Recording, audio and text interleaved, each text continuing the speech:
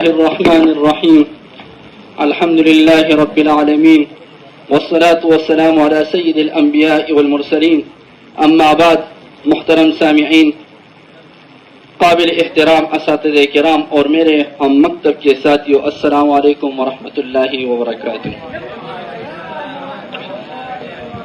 آج مجھے جس موضوع پر گفتگو کرنے کی سعادت ہو رہی ہے وہ ہے کسی کا مال ناحق کھانے کے دنیاوی نقصانات. اسلام ایک ایسا کامل نظام حیات ہے جو انسان کو نہ صرف اللہ کے حقوق سکھاتا ہے بلکہ بندوں کے حقوق العباد کی بھی سختی سے تلقین کرتا ہے، اور دوسروں کے مال کی حفاظت انہی حقوق العباد میں سے ہے. کسی شاعر نے کیا خوب کہا ہے، مال حرام سے جو گھر آباد کرتا ہے، مال حرام سے جو گھر آباد کرتا ہے آخر وہی گھر ایک دن برباد کرتا ہے. مال حرام سے جو گھر آباد کرتا ہے آخر وہی گھر ایک دن برباد کرتا ہے. جو لوٹ کر آیا ہو دوسرے کا نوالا اس دسترخوان پر کبھی سکون سے نہیں آتا ہے. قرآن مجید کی روشنی میں اللہ تعالیٰ کا ارشاد ہے، وَلَا تَأْكُلُوا أَمْوَالَكُمْ بَيْنَكُمْ بِالْبَاطِلِ، اور آپس میں ایک دوسرے کا مال ناحق طریقے سے مت کھاؤ. سورہ نساء میں اللہ تعالیٰ نے مزید وضاحت فرمائی ہے، یا ایھا الذین آمنوا لا تأکلوا اموالکم بینکم بالباطل الا ان تکون تجارۃ عن تراض منکم. اے ایمان والو، آپس میں ایک دوسرے کا مال ناحق طریقے سے مت کھاؤ مگر یہ کہ باہمی رضامندی سے تجارت ہو.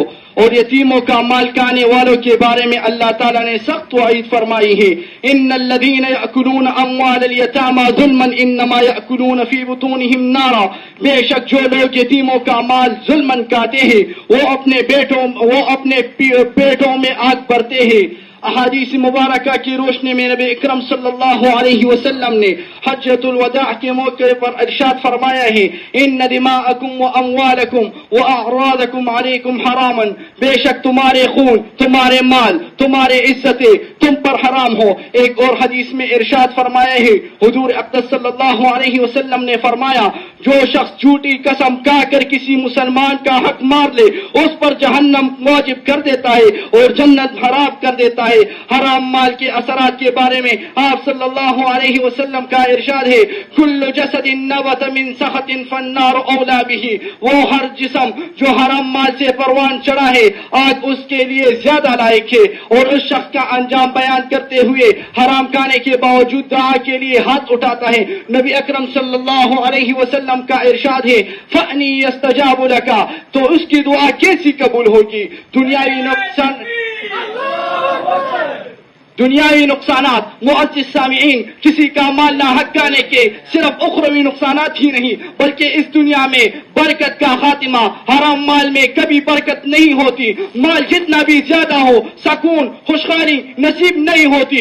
دعاؤں کی عدم قبولیت، حرام کھانے والوں کی دعائیں رد کر دی جاتی ہیں. معاشرتی بگاڑ، جب لوگ ایک دوسرے کا حق مارنے لگتے ہیں تو معاشرے میں بد اعتمادی، نفرت، دشمنی پیدا ہو جاتی ہے.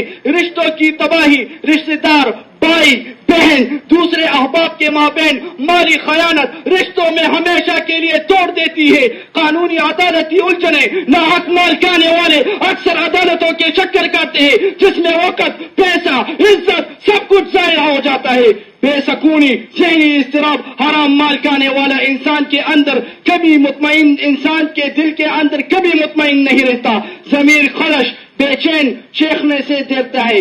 اولاد پر اثر، حرام کمائی سے پلنے والے اولاد اکثر نافرمانی اور بگڑی ہوئی ثابت ہوتی ہے.